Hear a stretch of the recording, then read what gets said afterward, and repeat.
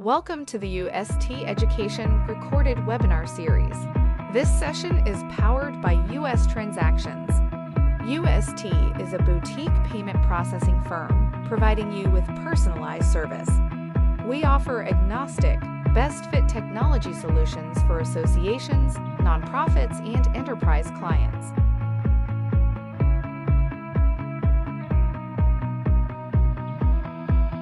A lot today about what to do, what's new. It's a lot of information, right, to consider. And I think what my hope for this presentation is that we can zoom out a little bit and wrap up the day in a way where everything that we've learned today feels like really manageable and doable, right? As opposed to overwhelming and more things to do, because we already have enough of them, right? So I'm Brianne Wheeler. I have been in the association industry for 17 years now. Every time I update this, I just can't believe it. Between that and my kids getting older, it's like updating those numbers gets wild after a couple of years. So I've been kind of 360 around the association industry. I started off working for the Texas Medical Association in Austin many years ago in-house. I was on the non-dues revenue side. And then I worked for CMI slash Fraser. There was an acquisition there, which is an association management company. They work with a lot of national healthcare organizations, or did, I should say. So nursing, case management, national associations of that nature. And then I switched gears and went to the vendor side. I was employee number 4 at Prop Fuel. I know many of you are familiar with that platform. It's an email and an SMS and web engagement platform. And I established the marketing function there and grew it over several years, which is where I really got to know the UST crew. And I love being here every time. And I have many memories of being on sessions just like this, talking about, different but related content. So, and then I also have been an alumni. I went to Arizona State for undergrad, and I've been involved with alumni for a really long time. So that's another lens that's a little bit different, more on the volunteer side and really volunteer driven. And I was the president for the Austin and Houston alumni chapters for a number of years. I'm from Phoenix, Arizona. I live in Houston now. And I have 12-year-old girl boy twins. And as I said, I'm a sun devil. I'm also a yoga teacher. So a lot going on there. And then my business is Levitate Marketing. I started it at the beginning of 2024. And as you'll see today, there are a lot of reasons why I started this business and really focus on the association space, because I believe in the marketing function as really being kind of the heart of the association in a lot of ways. And so I want to help make that better in many ways and help everyone do that. So we're going to do something a little bit different here. If it feels a little uncomfortable, that's correct. So I wanted to do, just now that we're in the afternoon, we've had all this information, we've had lunch, you might be a little sleepy. So I wanted to do a 2-minute reset. So first, on a scale of 1 to 10, put in the chat what your overall level of stress or tension is today. Just overall, not necessarily in this session, but like in your whole life, just looking at today. How does it feel? Like with 1 being not stressful at all, no tension, and with 10 being a lot of it. And then also, if you want, give me 1 word of like just sort of like how you're feeling today. Okay, I see 8s. Geez, okay. So there's a lot going on, right? And I can see where there's probably some multitasking going on today, because you're trying to keep things afloat in a lot of ways and keep the business running, but then also wanting to consume all of this information. I see a 2 there. I love a 2, Lindsay. Oh, you're in Houston. Great. We should connect. So, okay, I see a range here. And there are probably more like eights than I would like to see. A nine, Mandy. Okay. And you're still here though, right? So, and then I see just just kind of how you're feeling: engaged, eager, overwhelmed, energized, steady, cold. Katie, maybe you're in your office. By the way, I would love to have everybody on camera now. We can't do that. I used to love seeing everybody's faces, so I wish I could see all of your faces right now. But okay, worried, overwhelmed. Oh, thanks, Joanna. Thanks for that. Good but frantic, productive, excited. Okay, so you all can read the rest of these. So as you can see, the whole wide world, yeah. Caffeinated, Kenneth. Okay. So yeah, there's a lot here, right? So what I want to do is, again, this might feel a little uncomfortable, but most of you are not on video, so I think it'll be okay. And I promise this is related to what we're talking about today. I would like for you to close your eyes and put your feet on the ground if you can, and shrug up your shoulders and start to take some deep breaths. So you can count to 4 if you do this. So shrug your shoulders up and then push them back so that you're sitting up a little bit clearer or straighter, and then push them down. And then keep your eyes closed and start to take some deep breaths. So 4 counts in slowly, and then 4 counts out.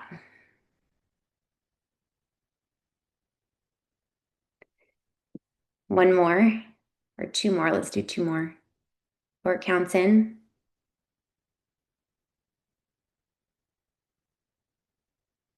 4 counts out.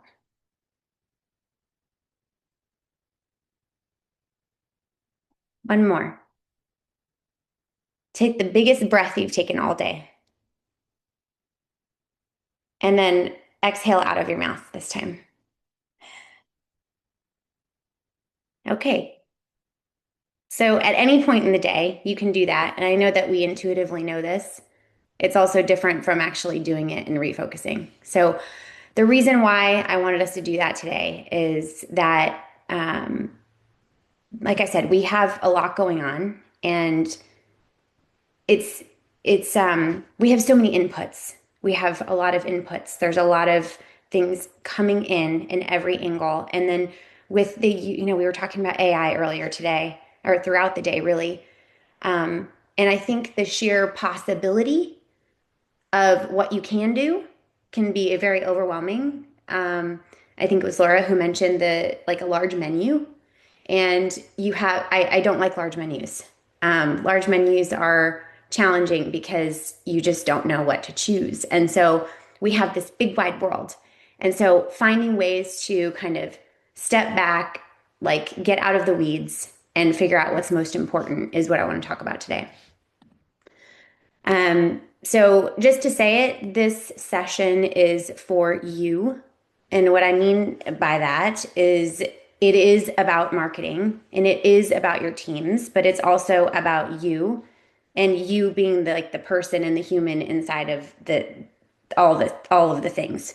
And that's what in my work, I see so much of is I can give you a strategy. I can tell you what to do, but if you are stressed and you are overwhelmed, it's not going to go well.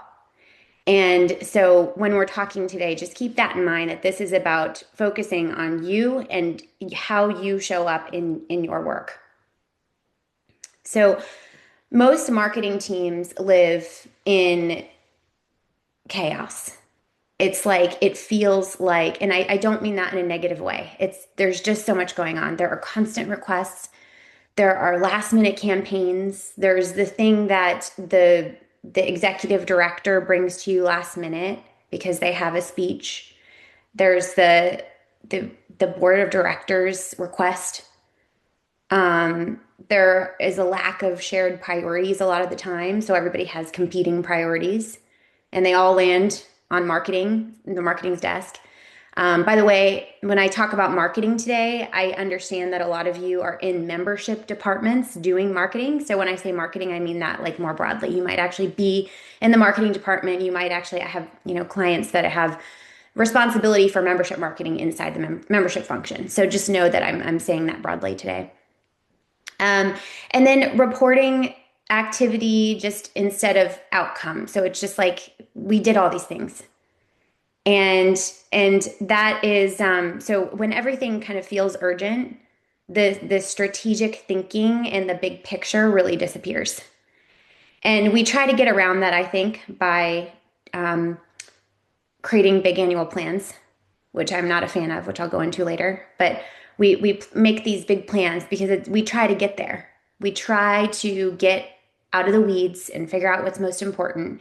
And then every single day, so much hits.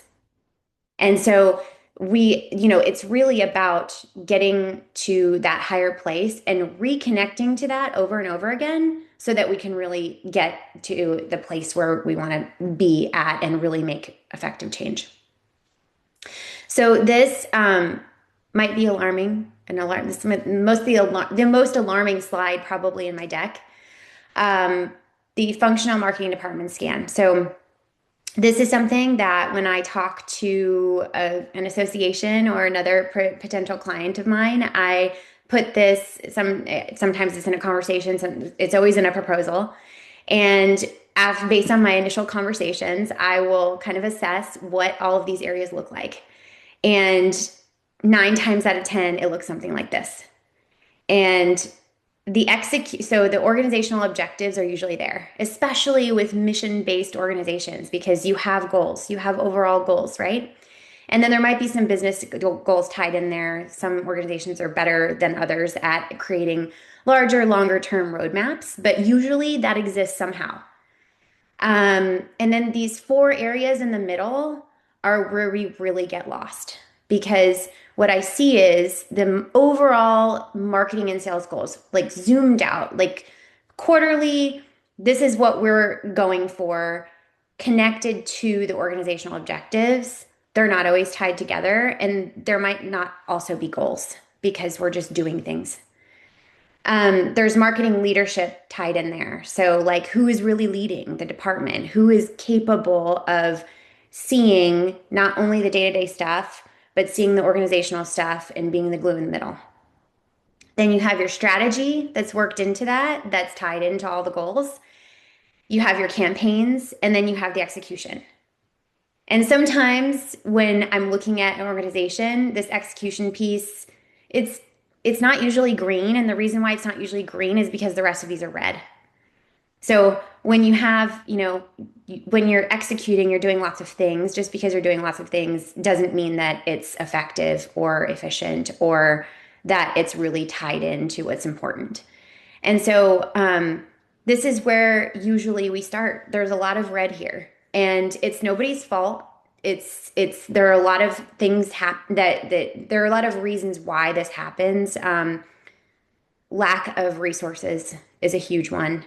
And time, competing priorities, all the things that I've said. It's really difficult to do. And so there's no blame here. There's no shame. It's just this is where we get stuck. And so this is kind of what I call the reactive marketing trap. We have last minute requests, we have random campaigns, we have no shared priorities, we have reporting on activity instead of outcomes. Leadership doesn't know what's going on in marketing. Tell me if you've ever heard someone say, I don't know what marketing's doing, or we're not sure what's happening in the department. Kate, I just saw your note. You feel seen right now. I'm so glad. Yes. Okay. So many of you are saying that, I don't know what marketing's doing. And you think to yourself, how could that be possible? I'm doing so much. I'm doing so much. And yes, Jennifer, it does feel like a black box sometimes. And so it's really challenging when you're doing all of this work and you're spinning your wheels and you're not being appreciated for the work because people don't even know what you're doing. And so when everything is a priority and nothing is strategic, it has a huge impact on all of the things that we talk about all the time that we want to do. If you go to a board meeting, I know you are hearing, we want to grow membership. And you are hearing that we want to have an impact on the industry. And we want to have better engagement with our members. Like we know all of these things, but it's really challenging to do on a day-to-day basis. And in associations in particular, I think it's very chronic. And I think this is in my presentation somewhere, but I will just say it now. I'm probably going to write a book on this someday, but there's just this idea of random acts of marketing. And they're random because they truly are random. Maybe they will satisfy a need of someone in the organization, but there are a lot of things that probably fall away or you could stop doing and nobody would even bat an eye. So I'd like to hear from you, what is one way in which you feel like you probably thought about something just as I've been talking.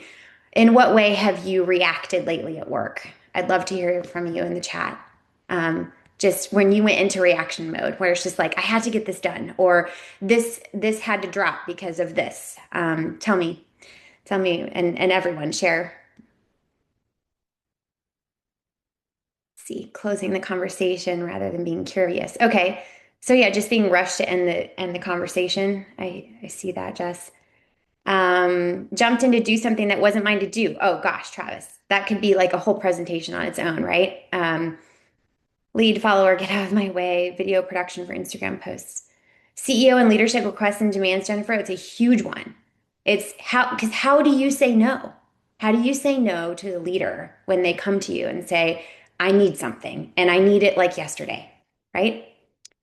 Close the office door, AI say, okay. Had something drop on me when I didn't realize I was doing it, not giving someone thorough enough review. Okay, so there's a lot of rushing here. I see a lot of rushing to things. And um and okay, I see Joanna, you did this to your marketing team. You had a brainwave in the shower and wanted an email to go out. So you had a great idea, right? And that's actually, most of this is so well intentioned. So, like when an executive director or a board of directors, somebody comes to you and says, "We want to do something," it's because they have good intentions. They want to help. They want to, but it falls on you and it gets really, really heavy. Not your job. I see a lot of that advocacy issue took priority. Okay, so and just do it myself. So there's just a lot here. Thank you for sharing all of those. And so this is what I call the invisible load. And you might have heard of this before in a different context, just in general in life about how we just have this invisible load of all the things we're thinking about doing. And so it just piles up over time. And this slide is intentionally busy because this is how you might feel or probably feel or do feel based on the chat so far. You don't have enough support or resources to do what you want to do. It's scarcity, constant scarcity. You feel overwhelmed with the random acts of marketing. You don't believe leadership is open to your ideas or willing to try something new. Somebody told me the other day that their leadership actually like will not allow them to do any more professional development this year. Like can't take time off, can't do any like no. The answer is no. And so that'll shut you down really quickly when it comes to any kind of creativity, innovation, right? Like that's what shuts you down. You're too busy to evaluate campaign success. You might not have data came up today. Data, you don't have the right data. You don't have time to get the data. So how can you make any decisions based on data? Because you can't get the data. You don't have a clear direction from leadership about what the priorities are, which can very much be the case when organizational boards and leadership aren't organized, because then you don't have clear direction on what to do. So how can you plan when you don't know what the directive is, right? You feel chronically overworked and underappreciated. There's so much to do. There aren't enough people to do it. And then you're carrying, for those of you who have been in organizations for years and years, decades, some of you, you're carrying institutional knowledge. And like you're the only person who knows the answer because you've been doing it for so long and you're the person. Oh, ask this person. I mean, I've seen it so many times. Oh, well, instead of somebody learning something new, it's like, oh, well, this person knows this, so I'm going to go to them. And it gets heavy. So the strategic shift here, and this is as you've probably seen already, this is like part professional and it's part personal. This is like a mindset shift, really, is what it comes down to. So the three shifts that can change everything is moving from requests to your priorities. This is a whole nother conversation, but the marketing ticketing system that a lot of associations implement because they're overwhelmed makes me like crazy because it turns the marketing department into a ticket taking system. And which is like sort of the opposite. And I get it. You have to control the workflows. You have to get things organized. You have to, it's a way to try to not dump things onto the department. However, it also like some of those individual things that people want done might not have anything to do with what's really important for you to get done. And so saying no, like I saw in the chat, not a lot of saying no. You know, it's like, oh, I'll just do it. And that gets really tiring after a while.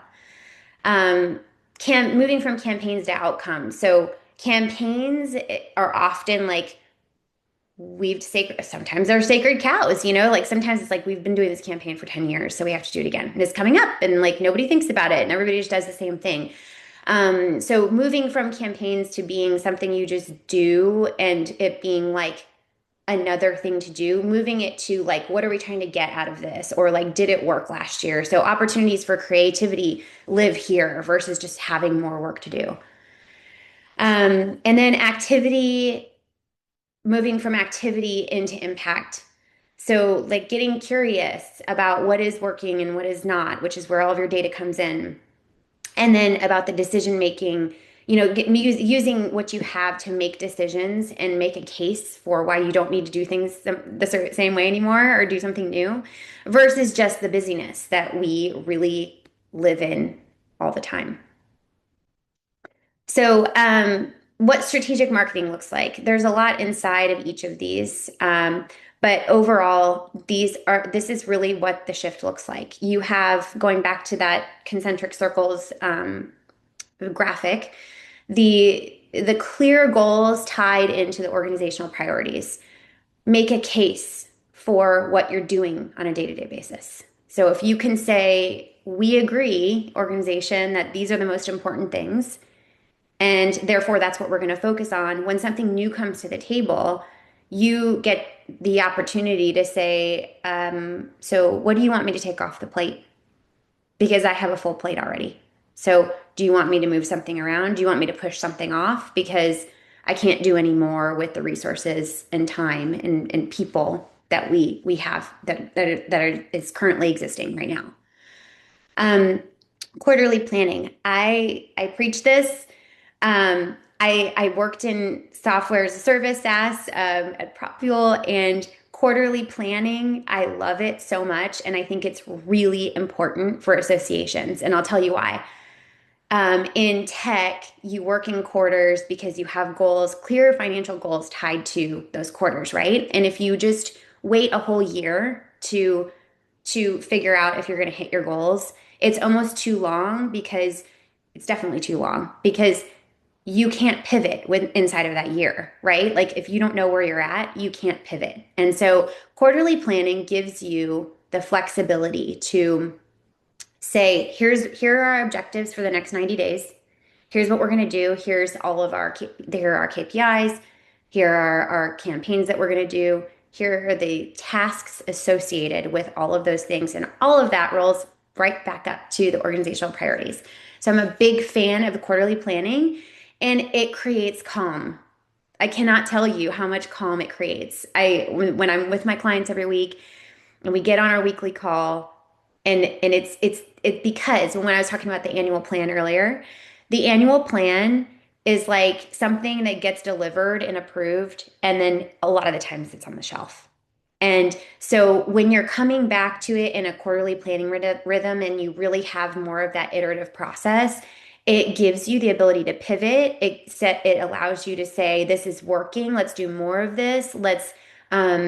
This is not working, let's not do this anymore. So it creates flexibility in a way that you don't usually have if you're working more of on an annual planning rhythm. Um, Campaigns map to outcomes. So same thing here. All of your campaigns, if they're not creating value or adding to progress in some way, like they should not be done. And um, one of my favorite examples of this is one of my clients last year. They had this postcard that they used to send out every year, and tell me in the chat if this is you too.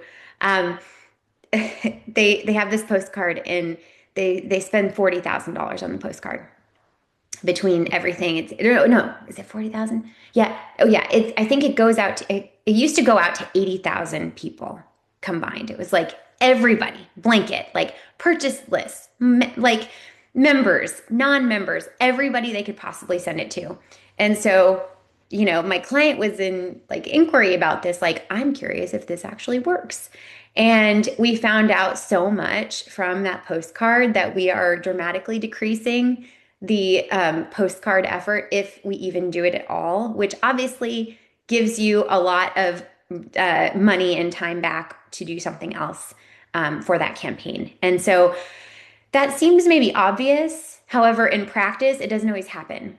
And so when you have your campaigns mapped to overall outcomes of whether it's an event or it's a membership goal, it gives you the knowledge you need to know whether something worked and something didn't, and you can move on from there. Leadership visibility into performance. So, when you have a quarterly plan, you can really easily talk to leadership and say, hey, this is what we're doing. And then at the end of the 90 days, you can say, oh, this is what we did. And that can be difficult to communicate the value of the marketing function so much in associations, especially just because there's so much going on. And so it gives you kind of like the proof of performance there.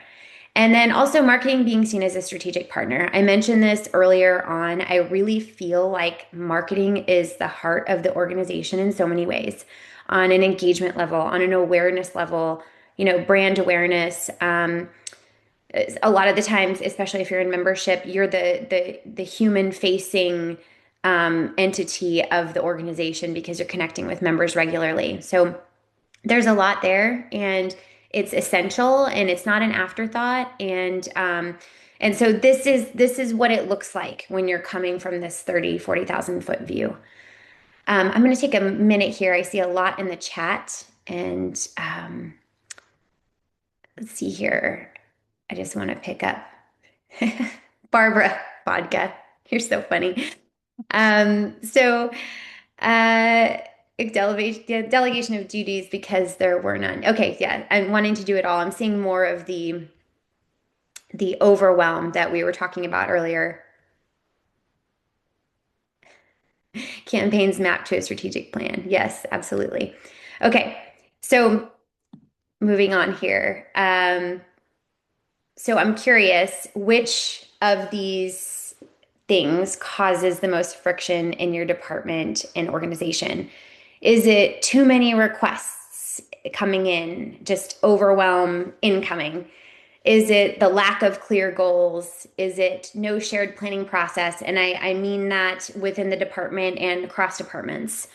Is it difficulty proving the impact of marketing, or is it something else? And if it's something else, I would love to hear from you on what that is. Let's see what we've got. All. Okay, Mandy. Thanks for being honest. 1, 2, and 3. Okay, here's a mix here. A lot of 3, no shared planning process. I see this a lot. The teams really work in silos. And we talk about that all the time. It's kind of a jargony thing to say, like, oh, let's stop working in silos. But you actually have to make some change in processes if you want that to change. It's not, people aren't just going to show up someday and be like, hey, let's work together.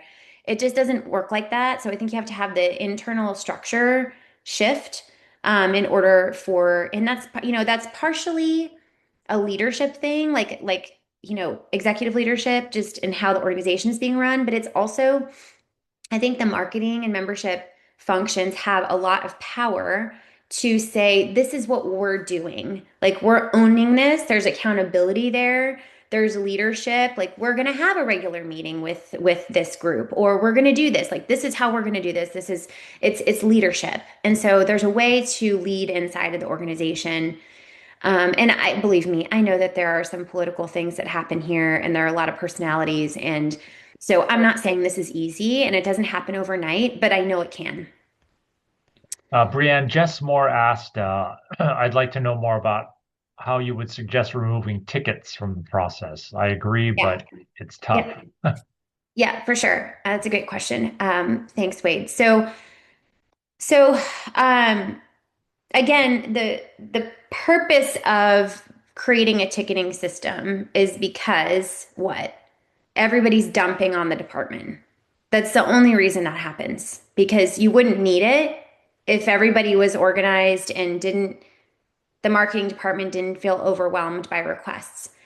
Um, the thing I don't like about ticketing systems is it is tactical in nature. And somebody said it earlier, send out another email. That is a tactic, okay? But here's the thing. Who knows if the last email worked? Who knows that? Who has the information? The marketing department, because they see the metrics on the emails. And so if it's send another email, but the email didn't work, why would we send another email? So now you're taking yourself out of your power and your expertise and your knowledge, and you're giving it to somebody else. And I get the part where you need more communication and you need, especially for example, if it's a campaign, if there's an event coming up, say you have a regional conference. In that case, what I recommend is having the events team, the marketing team come together and say, like, let's talk about how we want to do this, right? So that's for bigger campaigns. I think there are larger conversations that need to happen with while understanding that the marketing department still owns that function. Like the marketing department owns it. I don't think there's a world where outside entities should be saying, please send out a social post for this. Because if you are the expert, the marketing expertise, you know what's going to work best. And if a social post 6 months ago on a similar topic fell flat, then you shouldn't do that, right? So to answer the question directly, I think better communication and planning are how you get around ticketing systems. There could be some scenarios where there's something that comes up that's cyclical that you know has to be done, and then somebody submits a request. So I'm less talking about those things that are more cyclical, or they're inherent to how the business functions, and you just need you know it's coming, and so a request comes in. But that's typically not how I see it used. I see it used as like, send another email. We need an email go out about this. Not considering all the channels. The marketing department knows all the channels that are in use. And you know what? If you have an intimate event for executives in your industry coming up, and you know that a lot of those are executives are in your online community, then that's where the focus of the marketing should be for that event. And there should be a plan for that, right? So so I'm not saying like throw it completely out. I think there are scenarios for it, but as a substitute for proper planning and marketing, owning marketing, I don't think it works. Um, let's see, Jennifer, I see another one here. Shared calendars are great, but we need a chief reminder officer to get folks to keep it up to date. Again, I think the marketing department owns the calendars. I have a client right now where the marketing department does some of the marketing, but not the membership marketing. And we're doing some new membership campaigns. And so we need to be in close coordination with that team in order to make sure that there aren't any calendar conflicts. Jennifer, I think it really, this is a simplistic response, but it comes down to better communication. And when there's better communication, then there are just less fire drills and less of the things that come last minute. So, Asana, Serena, I see something on Asana. Yes, It depends on the organization. I think that if everybody agrees to use, tasking, again, we're like on the task level here, down in the weeds. Um, I I think individual tasks, if they have to be organized still. And so, if, for example, one of my clients right now is putting in this big, huge roadmap that they have and our quarterly planning. They're putting that into Asana, and they are organizing it in a way that, like, so for example, if we have an objective around membership growth, then all the tasks associated for that are organized under that area or that tag or however they decide to organize it. So there are a lot of different ways to do it. Yes, Jennifer, it is difficult to adopt organization wide, but I think again, like if you're doing it well for your department and it starts to work, I think there's a case there for adopting it more widely. A lot of this is leadership. Um, it's leadership. And I just want to cover a couple more of these. We have the time to do it. Renee said, I love it when you share the metrics and the board doesn't agree with them, like you made them up. Yes, Renee, one time I came to an executive director and said, here's the data for why we need to do X. And she said, no, thank you. I would like you to do Y. And so that's, you deal with that as it comes. I think keep on with the metrics because I think that at a certain point you can't really argue with them, and it leads your decision making at the end of the day. So I know the struggle. I see a lot of people agree. Okay, let's see if I have anything else here. You all are laughing. Okay, good. Um, all right, so moving on here. So this is just another kind of list for you, just overall looking at what it looks like to have a strategic marketing framework. You have your organizational goals, you have your marketing goals, you have your quarterly priorities, you have your campaigns and tactics, and then you have your measurement. And this looks like a lot. It probably looks like it's more than you do right now, but it's actually less. My quarterly plans for clients are like 4 or 5 pages. And it's very simple. And so it's again, it's about simplifying. It's not about doing more. Also, if you have a culture where you have people who require big gigantic plans from you and you think you have to do like a 25-page marketing plan,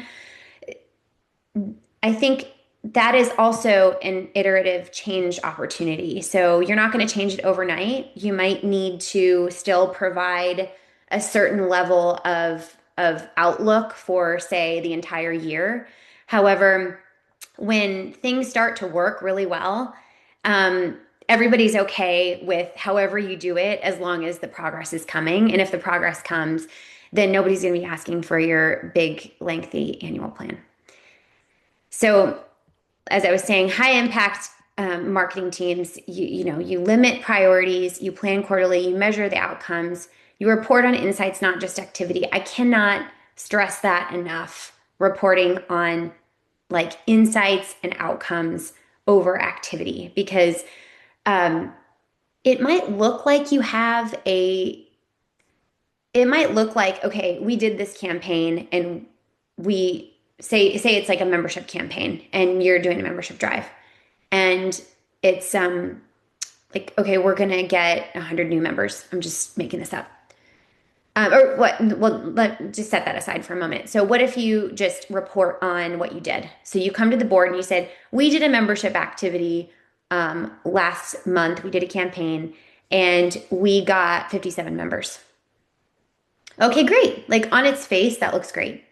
But what if last year's campaign had 150 new members from the same campaign? Then something happened there, right? And there's something to look into there. And so if we were talking about this morning with the metrics. If my philosophy on setting actual metrics and outcomes is if it's something new, I'm a fan of 10% experimentation. So like do your program, set it up, like do your thing, and then save 10% for something new, something different. We're going to tweak that this year. We're not going to do it the same. The postcard's a great example of that. Um, we're cutting that down and we're replacing it with something else.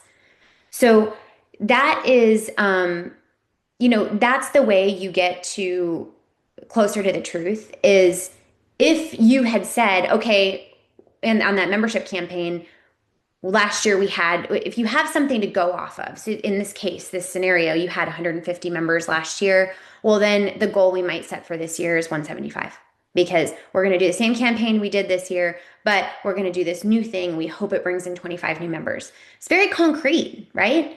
But if you do the same thing you've been doing over and over again for 5, 10 years, and then you make less of progress on there, then that's something to look into. And I don't think it needs to be looked at as like a failure. It's like, this just isn't working anymore. So it's more about being curious and not being afraid of failure and not being afraid of what everybody else thinks because we're trying to make progress here and we're trying to get better results. And then also just educating leadership on marketing's role. I really want to do this myself as an initiative in the future is talk to executive teams about the role of marketing because unless you're in it, I think you don't understand it a lot of the time. So I think in any little ways that you can do that, just as you're moving along in your work, it's worth it. It's worth it to do. So the reporting shift, and just to elaborate on the last slide, instead of emails sent, social posts sent, campaigns launched, let's look at the membership growth drivers. Let's look at all of the segments. I heard somebody talking about young professionals. Okay, how can you engage young professionals and can you set a goal for membership growth on that particular group? Because we're focused on this particular group. And there's across the board, across the member life cycle from, early or stage 2, so early career to retirement considerations, and then also the actual growth drivers. Like, what are the big drivers of growth? Like, what's actually working, what's not? The engagement trends that you're seeing, I heard chatter about that earlier today, like what's working, what's not anymore. People aren't clicking as much. People aren't doing this. Okay, that's okay. It's not an opportunity to panic. It's just, there's something to do there. There's something to look at. Campaign ROI. Really, please do this. If you have a campaign coming up this year for a conference or a membership or whatever it is, take a look at what you did last year and just see what you did and don't be afraid of it and then make adjustments for this year and see how it really worked. And that doesn't have to be complicated. It can be very simple. Pick a few metrics and see what lands instead of being like overly concerned about all of the things, all of the metrics and what worked and what didn't. Like, let's zone in on a few things and see if this worked or didn't work. Hey, You have Brianna, something I'd in be the chat? curious. Yep. Yeah, I'd be curious to have people maybe put into the chat, like, I don't know, on a scale of 1 to 10, if they've made this shift, to what extent they've made this shift, or they feel like they can move more to that. I don't know, 10 being they've already made this shift completely, and Yep. one being we're still reporting on activities. Yeah. Yeah, absolutely. Let's, Okay. I would love to. I actually asked a question like that in another presentation. Oh, Wait, sorry. good one. Okay. No, that's a good one. I didn't put it in this one, so I'm glad you asked it.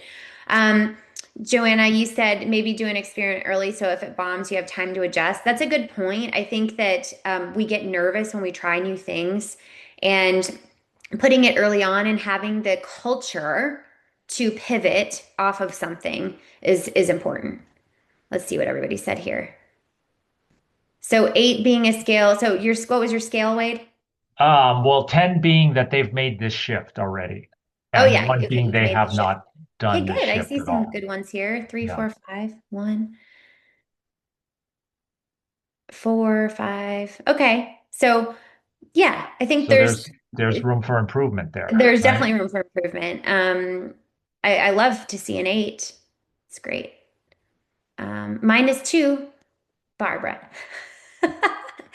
Ready to try again. You know what? That's what it's about. That's the whole point. If you take nothing else away from today, it's like it's it's it's it's more of a letting go than it is anything else. It's like, let's let go of what didn't work and let's move on. But you have to have I wanted to mention this too. Erica mentioned this morning, I loved this slide of Erica's. she said, that marketing as a nervous system, it's really the nervous system of the whole organization because if it's working well, then, things are calm. And if it's not, then it's chaos. So, okay, there's a wide range here. Um, Failure provides data to do it better. Yes, it does. And got rid of your monthly newsletter, too much work, too little return. Now we email when we need to. Exactly. So I'm working on this for my own business. I had what was going to be a weekly e-newsletter, and I was, sharing things that my clients were doing and like what I was doing, where I was speaking and things like that. And first of all, it was just too much for every week to do. And then secondly, every time I went to do it, and this is something, this is, again, could be like a whole nother conversation. Every time I went to do it, I kind of got this bad feeling. And I was like, why am I getting this bad feeling? Why do I not want to do this every week? It was like I had some resistance to it. And then I just woke up one day and I was like, I don't like it. I don't like the way it's set up. It's not delivering the way I want it to. It doesn't have any like interactivity incorporated to it. And so I've not done it for now, and I think it'll come back in a better way, but like that sense of like I don't want to do this, or this is like bad work to me, needs to be considered. You have to think about that because there's probably something to it, the reason why you're feeling like that.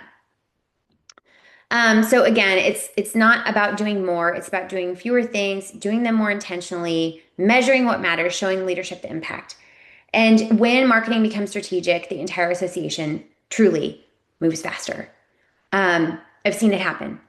And marketing is a growth center, not a cost center. I think a lot of associations think of marketing as just spending money. How much is this going to cost? How much is that going to cost? Oh, we have to spend more money on this.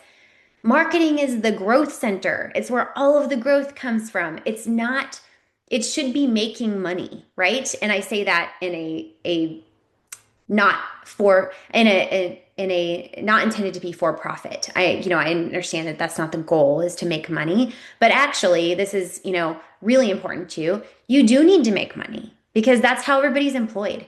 And that's how you do cooler programs. And that's how the events are successful and how membership grows and all of those things. So it's really important looking at it as a growth center and not just this thing that like costs money and is laborious and is sort of essential to everything, but kind of gets beat down sometimes. Laura, you said I walked into a marketing department that was reporting to volunteers on our busy metrics of what we were doing. More doing isn't more impact. Absolutely. Barbara, you said totally agree that marketing is essential at all corners. Yeah. Oh, yeah. Barbara, you said marketing always gets cut first. So also marketing is the last position in the C-suite to be added. Always. It's always the last one. It's operations, finance, whatever you're going to add first. And then marketing becomes an afterthought. It's really not an afterthought.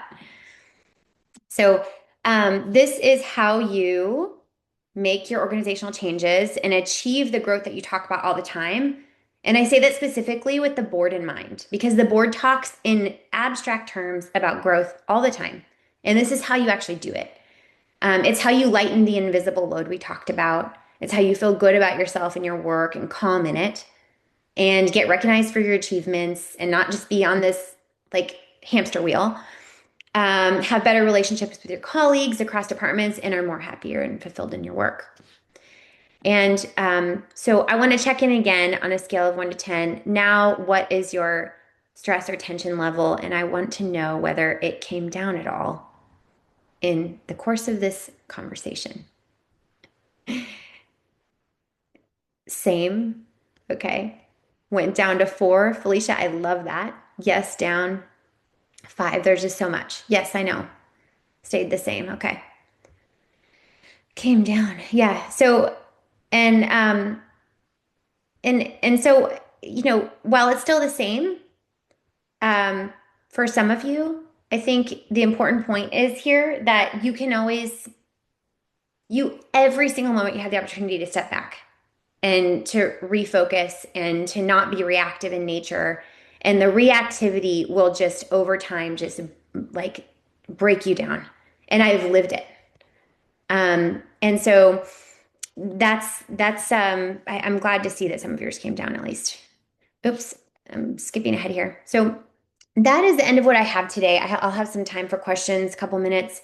I wanted to share a couple things with you. If you've liked what you've seen today, you can download the Marketing Association Marketing Manifesto. A lot of the content that I talked about today is in the manifesto that I released last year. It's a free download. And it includes not only these kind of like personal and professional topics, but also like core marketing metrics that you should be measuring. And it's based on my experience working in B2B SaaS. So it's a like hard numbers focus in addition to being all of the things that we talked about today. I am finally speaking at MMC in Tech with one of my clients, Courtney Bauer of APS, the American Physical Society, and I are presenting on today when we've been talking about just breaking down silos and making progress in membership growth. They had an amazing year and a half, and working with them and we measured so much over the year, and my jaw almost dropped earlier this year. They had about 14,000 member growth over the course of a little over a year. And so we're going to talk about all of the things that we did, not only inside the core marketing function, but as parts of the other, the organization, some of the other big initiatives that we were involved with that led to this growth. So it was a great combination of qualitative growth. It's kind of like, we weren't sure, but we think the lift came from here. And then really hard numbers of like lapsed member win back campaigns and things like that. And then I am doing something. I've been talking about it a little bit on LinkedIn, but I really haven't announced it yet. So you're kind of the first to hear about this. I'm doing what's called the Up Here Reset. So it's going to be a 10-day program. I don't have an exact date. I think it's either going to start the last week of March or the first week of April. I'm trying to see what's going to work out best, but it's going to be a 10-day mix of platforms and live webinars talking about a lot of what we talked about today with just the invisible load and like being reactionary and really having a mind shift around how you're working. So if you're interested in that, please let me know. And then I would love to follow you on LinkedIn and connect there. And I'd also love any of your feedback that you want to provide to me, good or bad, wherever you would like to give it to me. So I would love to hear what your biggest takeaway is before we go today. Type it in the chat. What's the thing, a sentence or a phrase or concept that you're going to take away from this presentation?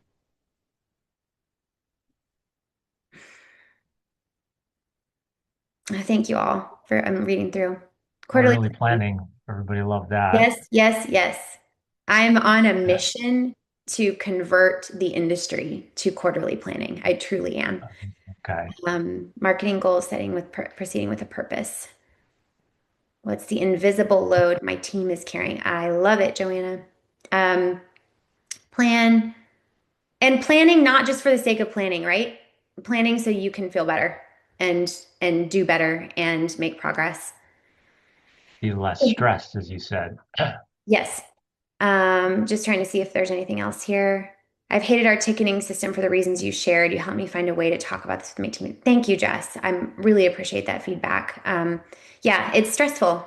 It's, I think, sometimes less helpful than you think it's going to be. So thank you. This is my contact information. It's also my personal cell if you want to text or call me, and my contact information. I have more information about what I do on my website, and then please be on the lookout for just what I'm up to, the Up Here Reset as I mentioned, and